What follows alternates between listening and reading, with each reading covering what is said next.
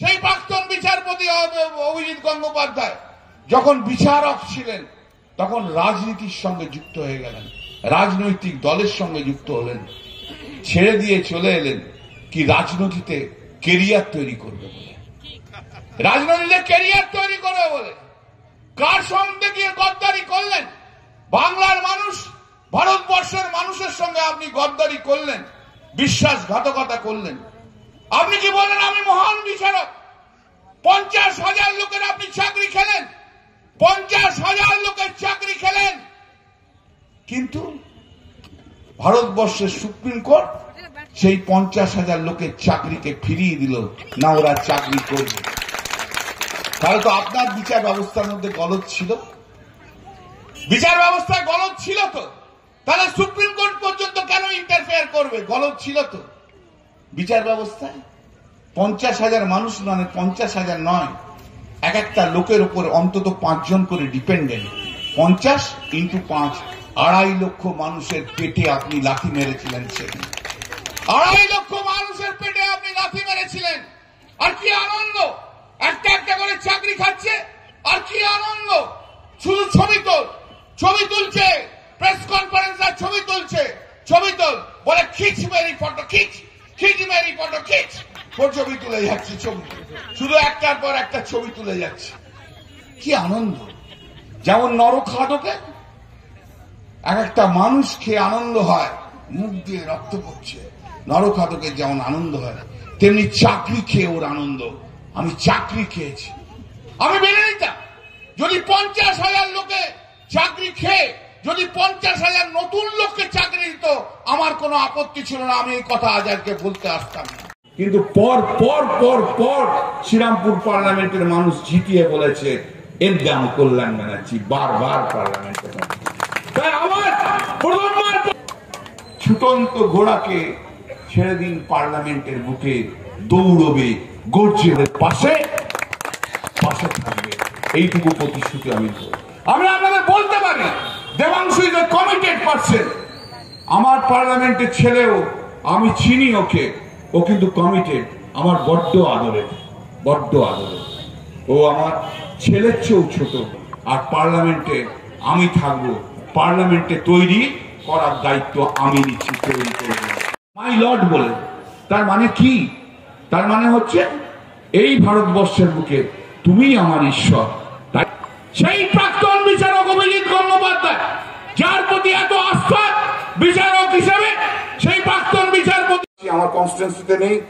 4-5 দিন পরে আমি যাব, কাল থেকে আবার কনস্টিটুয়েন্সি করবো। জিততে হবে, জেতাতে হবে, লড়াই চাই, লড়তে হবে, মোদীকে হটাতে হবে। সিঙ্গুরে যাদের জমি কেড়ে নিয়েছিল সেই মামলা আমি করেছিলাম। যেদিনকে কলকাতা হাইকোর্টে হেরে গিয়েছিলাম, চোখ দিয়ে কন্যার জল বেরিয়েছিল। দিদি আমার মাথার উপর হাত রেখে বলল, কেঁদো না, তুমিই পারবে, সুপ্রিম কোর্ট পর্যন্ত তুমি লড়ো, তুমিই পারবে।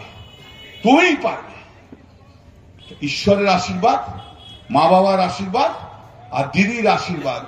তাই সিঙ্গুরের লড়াইয়ে সেই কৃষকদের চাকরি আমি ফেরত দিয়েছি। আমরাই করি, আমরা কখনো কেড়ে নিই না, আমরা কখনো মুখের গ্রাস কেড়ে নিই না। অভিজিৎ গঙ্গোপাধ্যায়, আপনি মুখের গ্রাস কেড়েছেন। আমরা মানুষের পাশে থেকে মানুষকে খাবার দিয়ে জোগাড় করার চেষ্টা করি, তার মুখে দুমুঠো ভাত তুলে দেওয়ার চেষ্টা করি। এই হচ্ছে তৃণমূল কংগ্রেস, এই হচ্ছে তৃণমূল কংগ্রেস। আমরা করি, আমরা লড়বো, আমরা করব। আপনি অভিজিৎ গঙ্গোপাধ্যায়, আপনি বিচার ব্যবস্থার কুলাঙ্গার হিসেবে চিরকাল ভারতবর্ষে রয়ে যাবে। হারাতে হবে ওকে, দেবাংশুকে জেতাতে হবে। দেবাংশুকে না জেতালে এইরকম পাক এসব ধান্দাবাজ বিচারকরা তৈরি হবে। এদের মতো আরো অনেক বিচারক, তারা মনে মনে ভাববে, ঠিক আছে বাবা, এখন কেন্দ্রীয় সরকারে যারা আছে তাদের সঙ্গে হাত মিলিয়ে রাখি, রিটায়ার করার পর আমিও একটা এমপি কিংবা আমিও একটা গভর্নর হয়ে যাব। এই জায়গা কিন্তু ভাঙতে হবে আপনাদের উপর বড্ড দায়িত্ব। ভারতবর্ষের মানুষ কিন্তু আপনাদের দিকে তাকিয়ে আছে, জেনে রাখবেন। ভারতবর্ষের মানুষ আজকে আপনাদের দিকে তাকিয়ে আছে। তমলুক পার্লামেন্টের মানুষের অনেক বড় রেসপন্সিবিলিটি, অনেক বড় দায়িত্ব হয়ে রয়েছে। যে বিচার ব্যবস্থা, যে বিচারককে আমরা ভগবান বলে ডাকি, সেই বিচারক আজ বেঈমানে তৈরি হয়ে গেছে। তার বিরুদ্ধে উত্তর দিতে হবে। তো সেই গদ্দারদের, সেই বিশ্বাসঘাতকদের, সেই কুলাঙ্গারকে অ্যাপ্রোপ্রিয়েট শিক্ষা দিতে হবে, যেন ভারতবর্ষের মানুষের বিচার ব্যবস্থার প্রতি আস্থা থাকে। একে হারিয়ে দিয়ে বাড়ি পাঠিয়ে দিতে হবে, দেবাংশুকে জেতাতে হবে। তমলুকের মানুষের প্রতি আমার সেই প্রাইম মিনিস্টার এসেছিল, ছবিতে দেখলাম খবর কাগজে, একদম ঘাড় নিচু করে প্রাইম মিনিস্টারের হাত ধরে প্রণাম করছে। করুন, প্রাইম মিনিস্টার বয়সে আপনার চেয়ে বড়, আপনি পায়ে হাত দিয়েও প্রণাম করতেন, আমি কিচ্ছু বলতাম না, বলতাম হ্যাঁ সম্মান দিচ্ছি।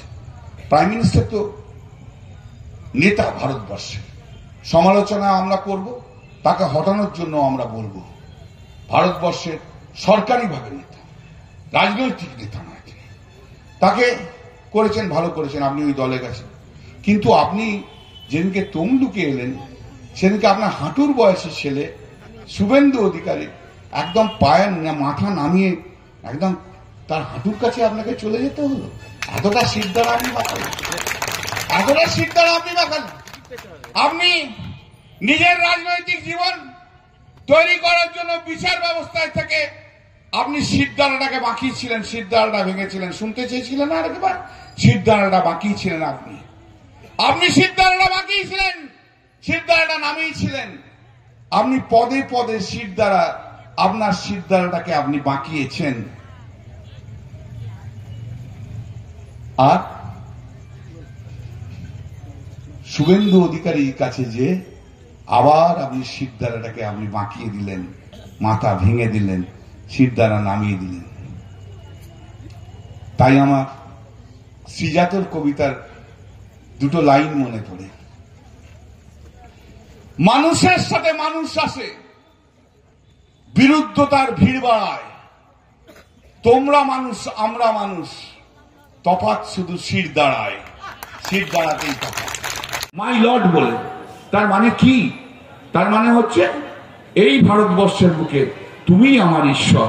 তাই সেই প্রাক্তন বিচারক অভিজিৎ গঙ্গোপাধ্যায়, যার প্রতি এত আস্থা বিচারক হিসেবে, সেই প্রাক্তন বিচারপতি অভিজিৎ গঙ্গোপাধ্যায় যখন বিচারক ছিলেন, তখন রাজনীতির সঙ্গে যুক্ত হয়ে গেলেন, রাজনৈতিক দলের সঙ্গে যুক্ত হলেন, ছেড়ে দিয়ে চলে এলেন কি রাজনীতিতে কেরিয়ার তৈরি করবেন।